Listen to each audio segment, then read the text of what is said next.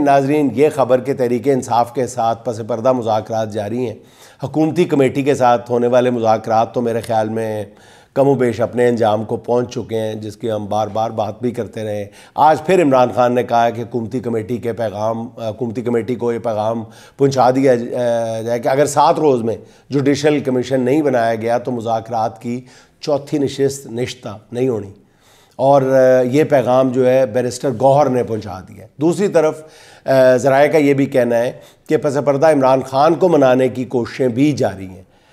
अब इमरान खान को एक नई ऑफ़र की गई है और उनसे कहा गया है कि अगर वो चाहें तो शहबाज शरीफ की हुकूमत फौरी तौर पर ख़त्म कर दी जाए, उनकी जगह एक कौमी हुकूमत बना दी जाए जिसकी सरबराही तहरीक इंसाफ के पास भी हो सकती है।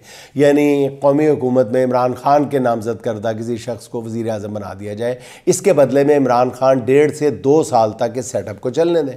इस पर इमरान खान का जवाब क्या था या क्या होगा, उस पर बात करने से पहले ये देख लें कि शहबाज शरीफ की हुकूमत की वक़्त जो है वो असली हुक्मरानों के नज़दीक क्या है।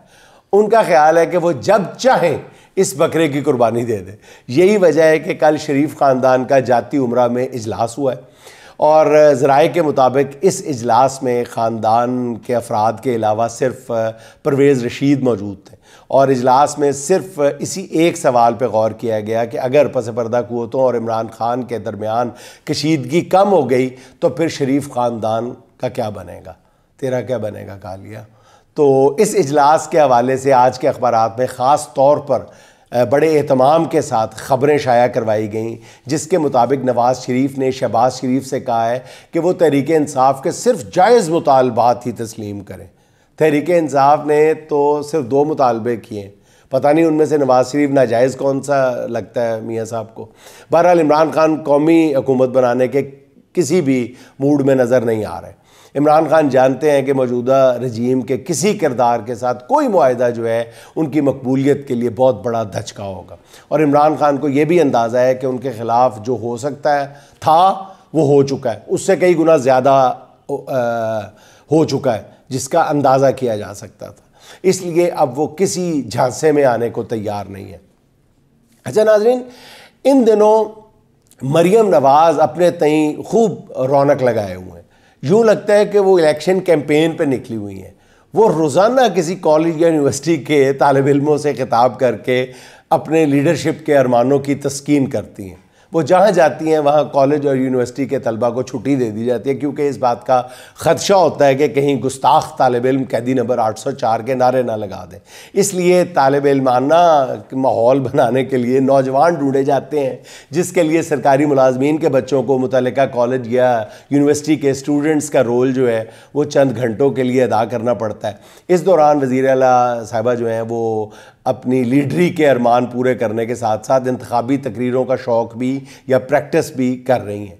ये तो आप सुन ही चुके हैं कि गुज़िश्ता रोज़ मैडम वज़ीर आला के साथ रोल निभाने के लिए मुनासिब तालिब इल्म लड़कियों का बंदोबस्त नहीं हो सका, तो इस किरदार के लिए या इन किरदारों के लिए मुबैना तौर पर 2 लेक्चरर्स को चुना गया। ये लेक्चरर्स बताया जाता है कि आपस में कज़न भी हैं।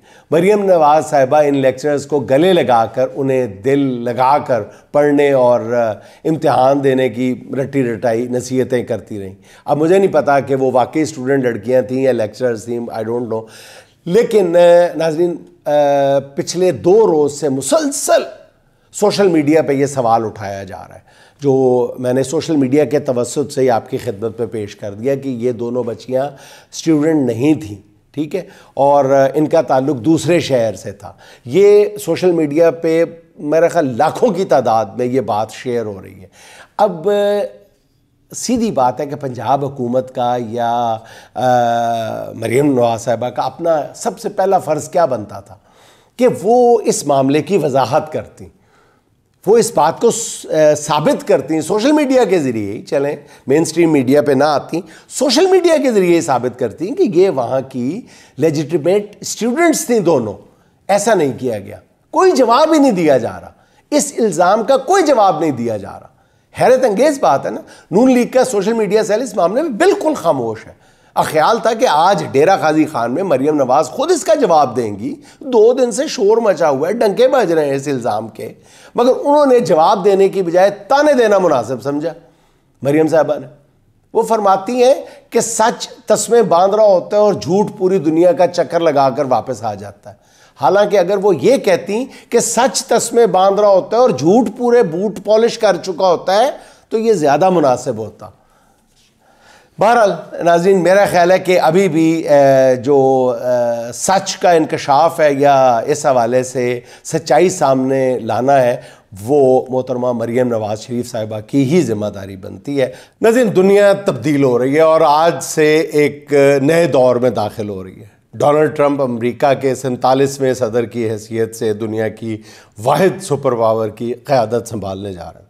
अपना ओहदा संभालते ही उन्होंने जिस किस्म के ख़यालात का इजहार किया और अब तक उनके जो अज़ाइम सामने आए हैं, अगर अपने दौरे सदारत में इन इक़दामात में से ऐसे ऐलानात पर निस्फ पर भी अमल दरामद कर दिया तो पूरे यकीन के साथ कहा जा सकता है कि जिस तरह दुनिया आज चल रही है, आज से 4 साल बाद बिल्कुल ऐसी नहीं होगी। ट्रंप ने अपनी काबीना में चुन चुन कर जिन लोगों को शामिल किया है वो सब के सब स्टेटस को के शदीद मुखालिफ हैं। ख़ुद डोनाल्ड ट्रंप ने डीप स्टेट को अपना सबसे बड़ा मुखालिफ करार देकर उसके ख़िलाफ़ बाकायदा एक ऐलान जंग कर दिया है। और डोनाल्ड ट्रंप का ये ऐलान कि वो साबिक़ अमरीकी सदर जॉन एफ कैनेडी के कत्ल से मुताल्लिक़ खुफिया दस्तावेज़ात को पब्लिक कर देंगे, उसने अमरीकी इस्टेब्लिशमेंट के कानों से धुआं निकलवा दिया। और ट्रंप का ये कहना कि वो करप्ट इस्टेब्लिशमेंट से लड़कर इक़्तिदार में आए हैं और अब वो इनसे इक़्तिदार लेकर अवाम को मुंतकिल करेंगे, इससे पता चलता है कि होने क्या जा रहा है। दुनिया ट्रंप को किस अंदाज से ले रही है उसका अंदाज़ा सिर्फ इसी एक बात से लगाया जा सकता है कि इसराइली वज़ीर आज़म नेतन्याहू जिससे जो किसी सूरत भी गज़ा में जंग बंदी पर आमादा नहीं था, वो डोनाल्ड ट्रंप के एक पैगाम पर ढेर हो गया। और ज़राए के मुताबिक डोनाल्ड ट्रंप की टीम के एक अहम रुकन ने तेल अवीव में नेतन्याहू से मुलाकात की है और उस आधे घंटे की मुलाकात में न जाने क्या बात हुई है या किसने क्या पैगाम दिया गया है। जब ये मुलाकात ख़त्म हुई है तो नेतन्याहू जो है वो हथियार डाल चुका था। नेतन्याहू जंगबंदी का फ़ैसला उसका इतना गैर मुतवक्को था कि उसकी काबीना के कई अहम वज़ीरों ने इस अहम तरीन फ़ैसले पर एतमाद में ना लिए जाने पर इस्तीफ़ा दे दिया और अब तो जंगबंदी मुआहदे के मुताबिक दोनों तरफ से यरगमालियों की रिहाई भी शुरू हो चुकी है। ये है ट्रंप और उसकी ताकत। नाज़रीन, यही नहीं, जो बाइडन जाते जाते टिकटॉक पे पाबंदी लगा गया था जिस पर डोनाल्ड ट्रंप ने हुक्म दिया कि टिकटॉक को फौरी तौर पे खोला जाए। हालांकि उन्होंने अभी तक बतौर सदर हलफ नहीं उठाया था, फिर भी उनका हुक्म मिलते ही टिकटॉक को खोल दिया गया।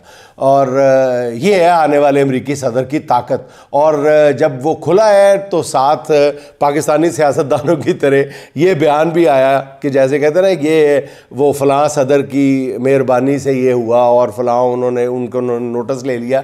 तो जो जब ये बंद टिकटॉक खुली है तो मैसेज आता है साथ कि due to the efforts of president Trump, हालांकि अभी वो ट्रंप सदर नहीं बना था लेकिन उसका नाम ही ट्रंप है, वो बाद में सदर बने, पहले बने, जो वो जंगल का शेर है।